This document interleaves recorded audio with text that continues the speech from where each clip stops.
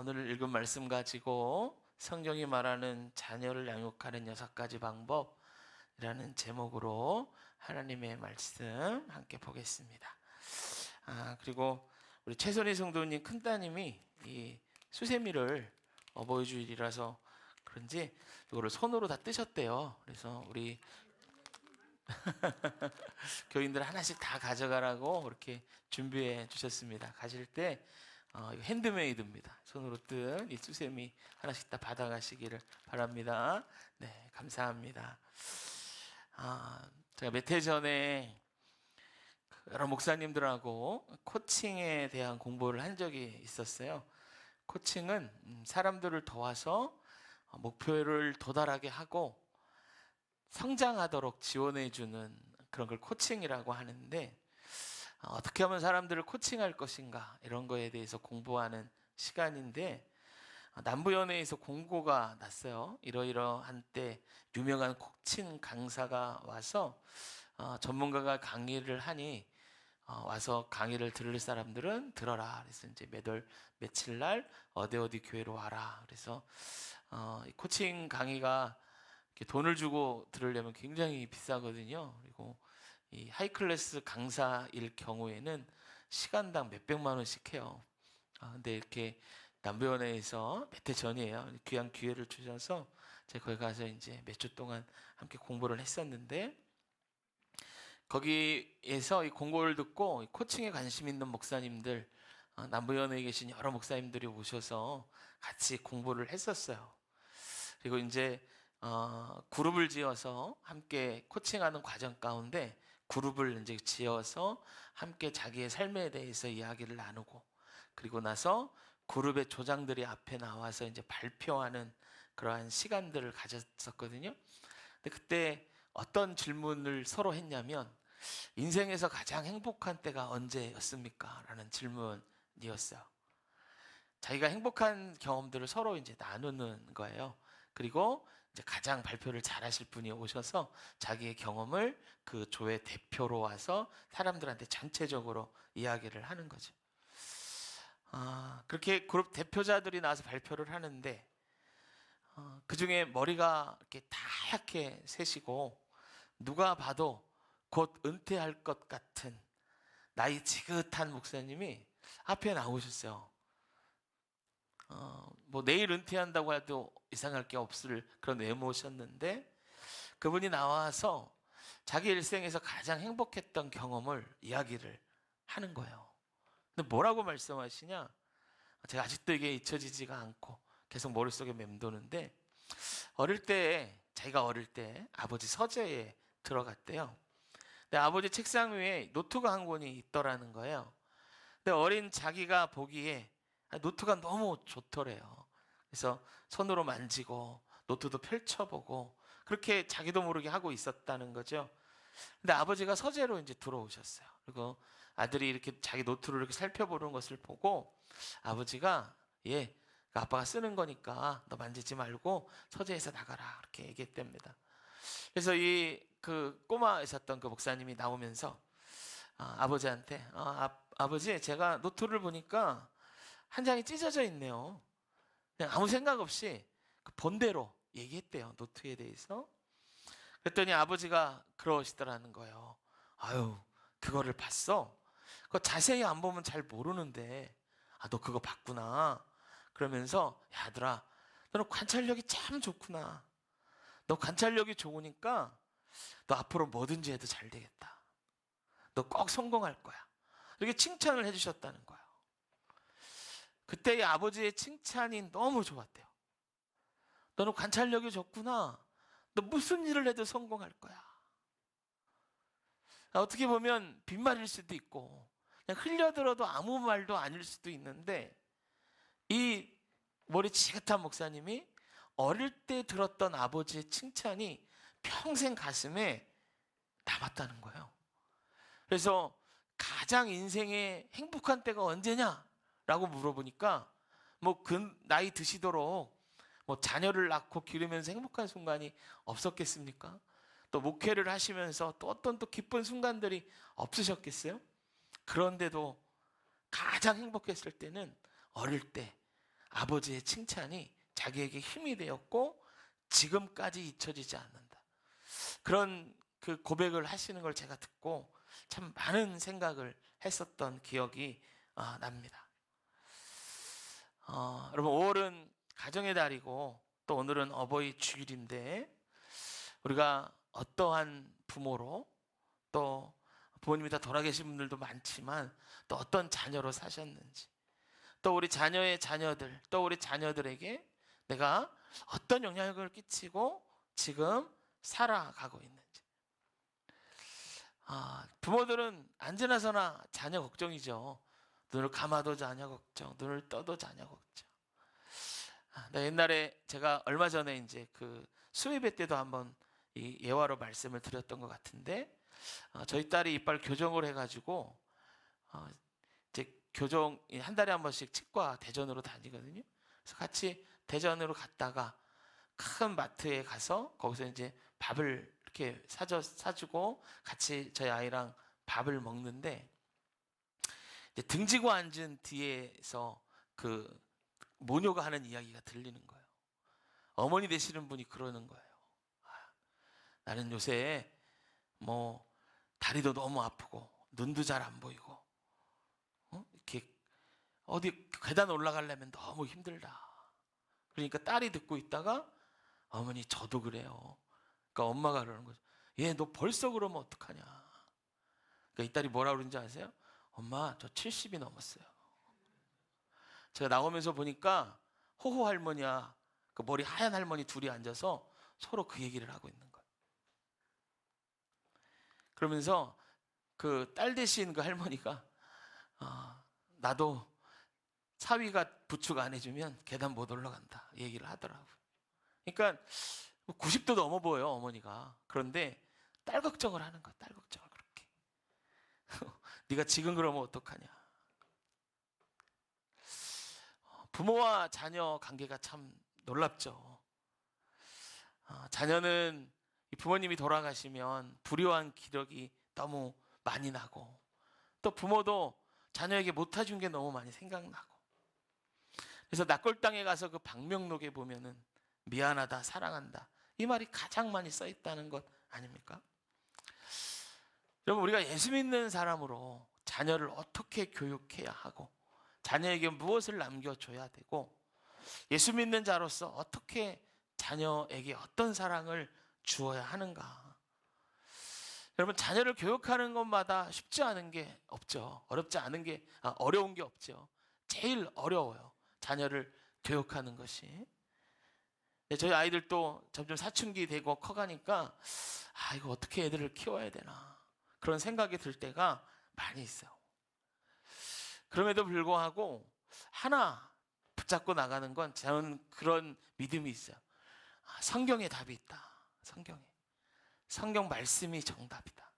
전 항상 그래서 저희 아내에게도 그렇고 저에게도 그렇고 늘 기도하면서 아이들을 키우는데, 제가 늘 하는 기도는 이거예요. 하나님, 저와 저희 아내에게 지혜 주셔서 우리 아이들을 어떻게 키울지 알려주세요. 늘 제가 그 기도를 해요. 저도 불완전하고 저도 많이 부족한 사람이니까 아이를 키울 때 잘 모르는 게 많아요. 그럼에도 불구하고 저희 한 가지 믿음은 성경엔 답이 있다. 하나님이 지혜 주시면 이 아이들 잘 키워낼 수 있다. 그런 거죠. 특별히 성경 어디에 자녀 교육에 대한 답이 있나? 성경을 쭉 제가 읽어보고 보면 잠언이에요. 잠언의 많은 부분에서 자녀 교육에 대한 답을 줘요. 잠언이 31장으로 구성되어져 있잖아요. 이게 절수로 나누면 915절입니다. 915절. 제가 이 잠언을 공부하면서 잠언을 그 주제별로 다 한번 나눠봤어요. 다 나눠보고, 그래서 가장 많이 언급된 주제는 특대로 놓고, 그 다음 밑에 대중소에서, 이거를 잠언은 스토리가 아니라 한 절 한 절이 그 지혜를 주는 말씀이거든요. 그러니까 모든 성경을 이렇게 나누면 안 되고, 잠언처럼 한 절 한 절이 독립된 구절로 돼 있는 그 잠언은 그렇게 나눠보면 잠언이 말하는 바가 뭔지 확실해져요. 그래서 가장 많이 언급되는 주제는 특대, 그리고 그 다음은 대, 그 다음은 중, 그 다음은 소, 이렇게 나눠보는 거예요. 이게 나눠보니까 이 잠언 중에 가장 많이 언급되는 특대 주제가 뭐냐면 하나님을 경외하라. 하나님을 경외하라. 그리고 대에 속하는 주제가 여러 가지가 나오는데 그 중에 30절 이상이 이겁니다. 자녀를 교육하는 방법이에요. 자녀를 교육하는 방법. 부모가 자녀와의 관계를 어떻게 해야 하는지를 잠언이 30절 이상을 그걸 기록하고 있어요.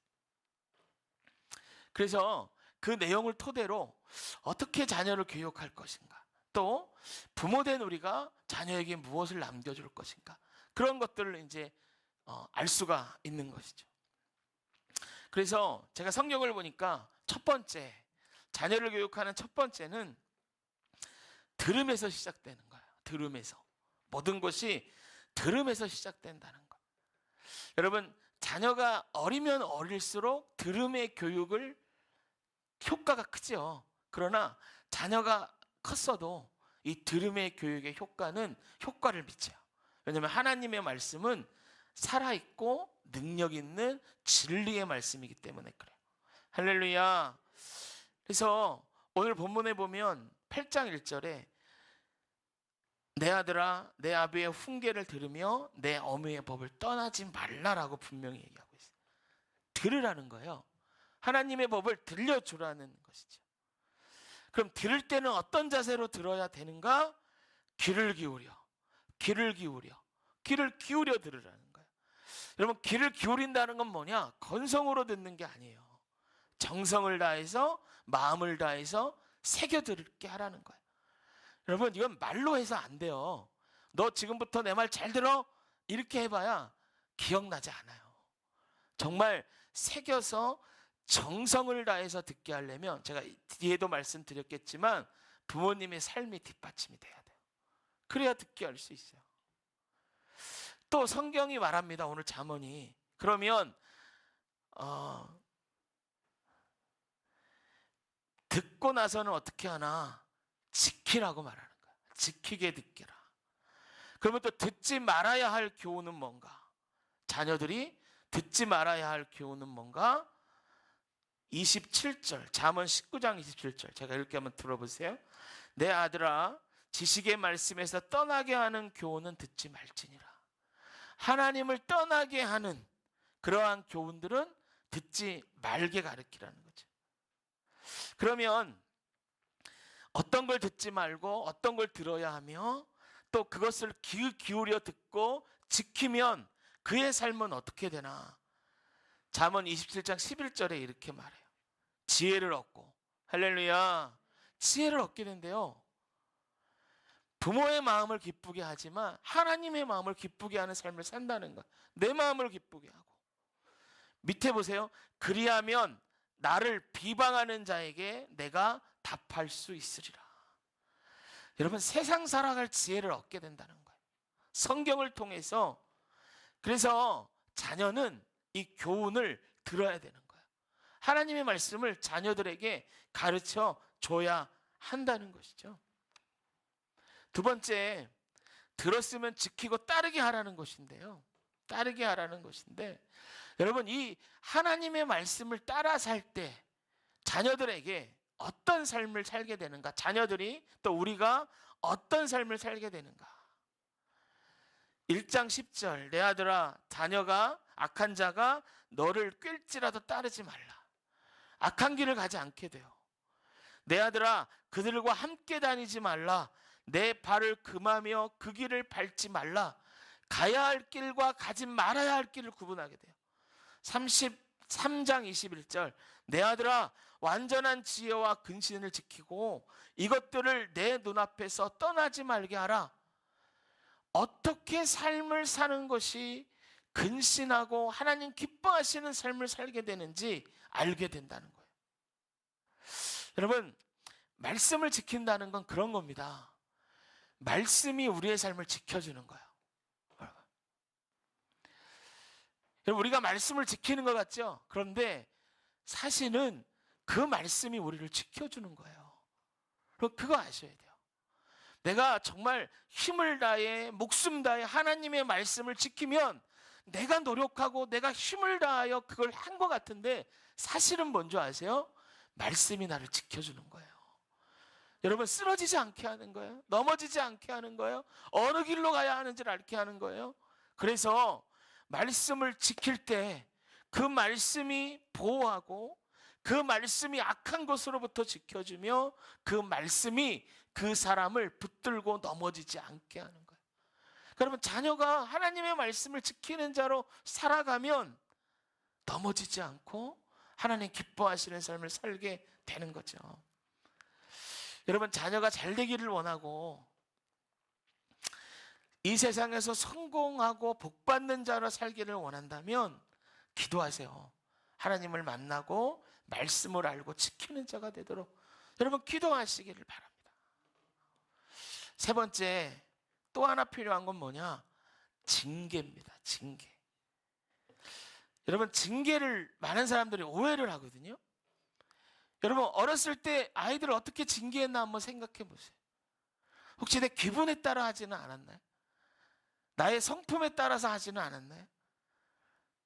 그런데 징계할 때 법칙이 있어요.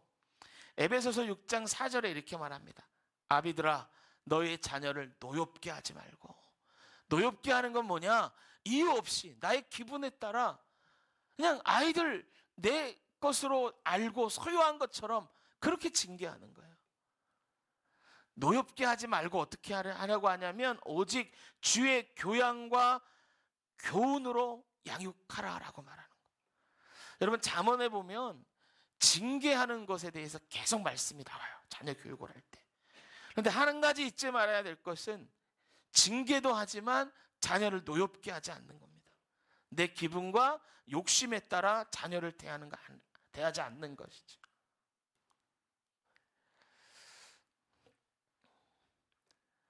이 잠언의 징계에 대해 나와 있는 구절들이에요. 15장 5절 보면 아비의 교훈을 업신여기는 자는 미련한 자요 지르게 받는 자는 슬기를 얻는 자니라. 그러니까 세상에 잘못된 길로 가고 정말 세상 가운데 어려움 가운데 빠지는 그 길로 갈 때 자녀를 돌아오라라고 말할 수 있는 부모가 돼야 된다라는 것이죠. 4절에 또 하나, 네 번째는 뭐냐면 실제적인 교훈을 따르게 하라는 겁니다. 실제적인 교훈을 따르게 하라. 여러분, 그러면 실제적인 교훈이라고 할 때 어디까지 말해주고 어디까지 가르쳐야 되나? 우리는 이 경계를 잘 몰라요. 그래서 이 경계를 잘 몰라서 이건 잔소리 하는 거 아닌가 생각하게 되고 어떨 때는 간섭하는 것 같고 그렇다는 것이죠. 그런데 오늘 그 잠언에 보면 어디까지 아이들을 가르쳐 줘야 되나, 이것에 대한 이야기가 분명하게 나옵니다. 6장 1절에 보면 이렇게 얘기해요. 내 아들아, 내가 만일 이웃을 위하여 담보하여 타인을 위하여 보증을 하였으면, 2절, 내 입의 말로 내가 얽히며 내 입의 말로 인하여 잡히게 되느니라. 이게 뭐예요? 보증 쓰지 말라는 거야. 서주지 말라. 보증 쓰지 말라. 정에 끌려서 그렇게 다니지 말라. 맺고 끊을 줄 알아야 된다. 여러분, 정말 실제적인 거잖아요. 또 잠언에 뭐라고까지 얘기하는 줄 아세요? 24장 13절에 이렇게 얘기합니다. 내 아들아, 꿀을 먹으라, 이것이 좋으니라. 송이꿀을 먹으라, 이것이 내 입에 다니라. 건강을 위해서 뭘 해야 되는지 가르쳐 주라는 거예요. 건강을 위해서. 그래서 몸이 어떻게 건강을 유지해야 되는지 배우도록 하라는 것이죠. 또 어떤 친구를 사귈지도 성경이 이렇게 얘기합니다. 내 아들아, 여호와와 왕을 경외하고 반역자와 더불어 사귀지 말라. 어떤 가치관을 갖고 살아가는 사람들이 다 있죠. 그런데 그 중에는 정말 부정적이고 사람의 넘어지는 것을 좋아하고 질투하고 시기심이 가득한 사람들이 있단 말이에요. 그런데 교회도 안 다녀. 그런데 정말 그런 것들을 위해서 살아가. 그러면 그런 사람과 사귀지 말라는 거예요. 아무리 그 사람이 돈이 많고 현재의 내가 보기에 영향력이 있어 보여도 그 사람과 사귀면 결국은 그것은 네 삶에 마이너스가 된다는 거예요. 하지 말라는 거예요. 그런 사람들을 가려서 사귈 줄 알아야 된다는 거예요. 여러분, 잠언이 말하는 거죠.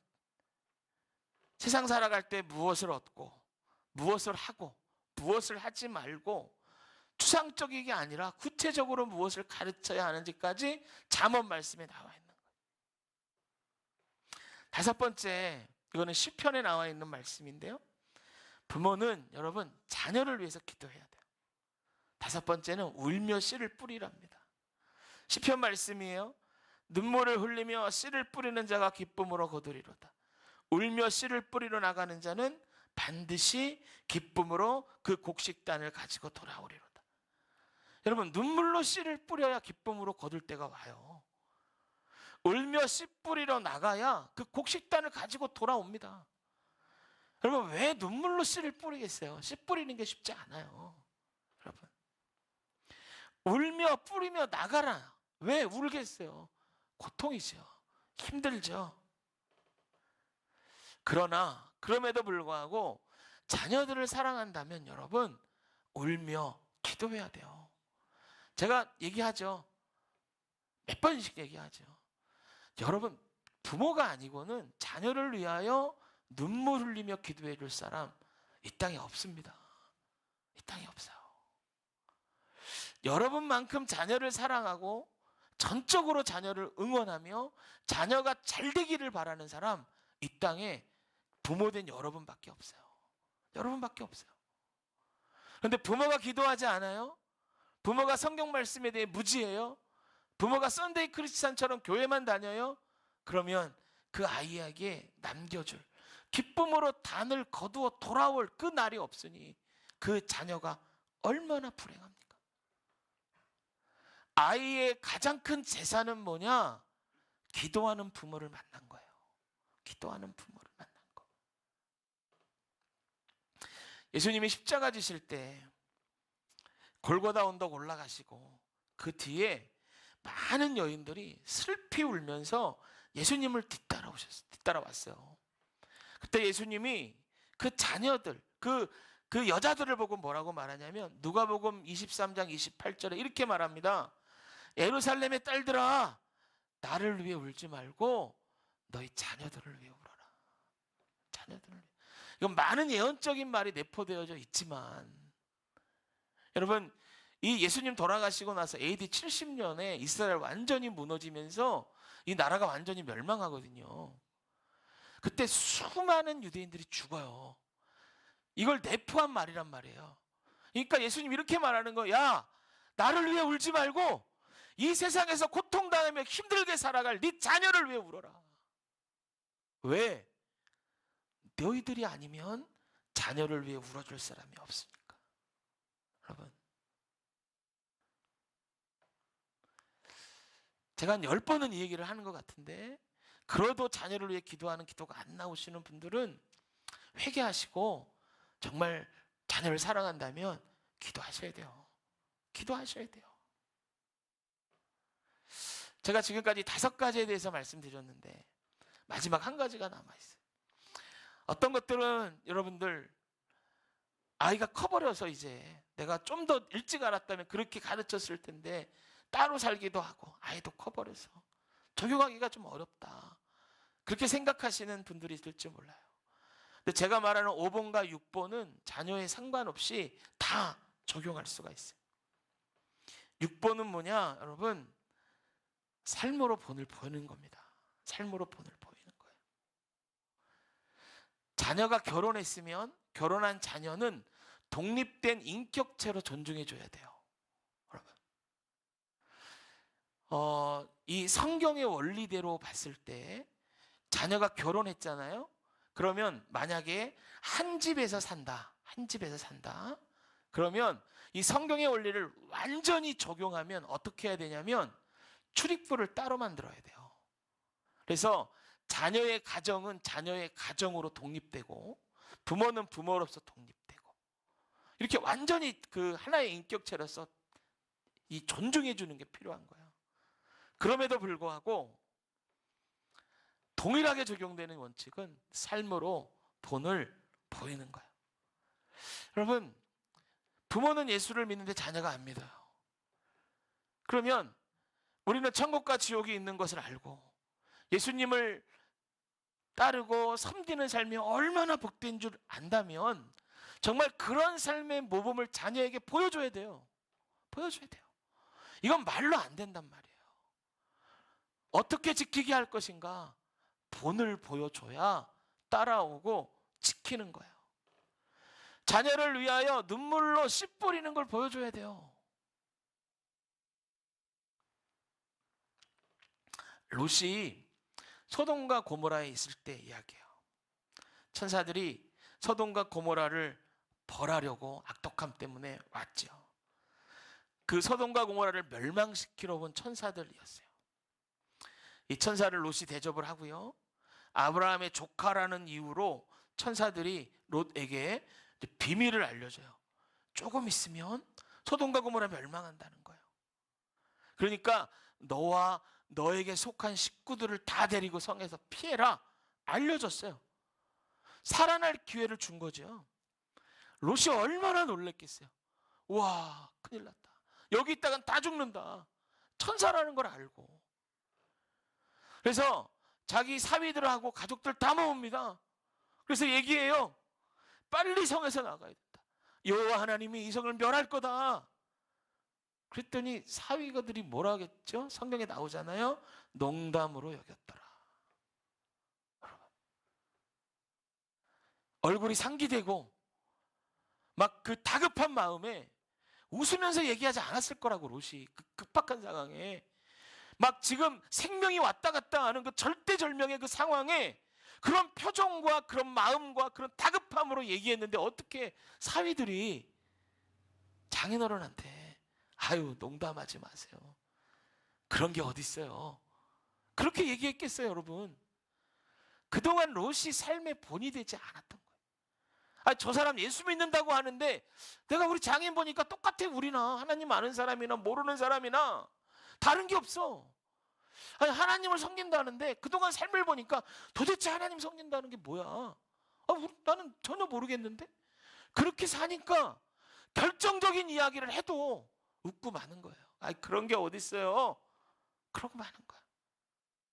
여러분, 자녀에게 정말 깊은 하나님의 말씀, 정말 하나님이 어떻게 너희들을 붙잡고 축복할 것인지 유언처럼 남기는 그 말씀을 하는데 자녀가 듣지 않아요? 자녀가 듣는 둥 마는 둥이에요? 그럼 왜 그런 줄 아세요? 그동안 우리가 삶의 본이 되지 못해서 그런 거예요. 아버지가 섬기는 하나님, 어머니가 섬기는 하나님, 그 하나님이 어떤 하나님인지 자녀들이 눈으로 볼 기회가 없었어요. 그래서 그런 거예요. 그러니까 남을 탓할 게 없어요. 나를 탓하는 거예요. 그리고 지금부터 뭘 해야 되나? 삶의 본이 되도록 살아가셔야 돼요. 말씀대로 살아가셔야 돼요. 가정의 달에 어떤 목사님이 설교를 하면서 이렇게 말했어요. 아버지들 집에 가셔서 자녀들에게 머리에 손을 얹고 기도해 주세요. 축복해 주세요. 그 제사장의 그 권위를 가지고 그렇게 자녀를 축복해 주십시오. 그랬더니 그 말을 듣고 어떤 아버지가 집에 가서 자녀들을 축복했죠. 머리에 손을 얹고 축복하는 기도를 하는데 자녀들이 키득키득 웃더래요. 왜 웃나 보니까 맨날 자기가 술 먹고 늦게 들어와. 막 그 아내와 맨날 싸워. 그런데 그런 아버지가 와서 목사님처럼 자기 머리에 손을 얹고 축복받으라고 기도하니까 이 아이들이 웃겨서 웃는 거야. 이게 매치가 안 되니까. 그때 이 아버지가요, 정신이 바짝 나더래요.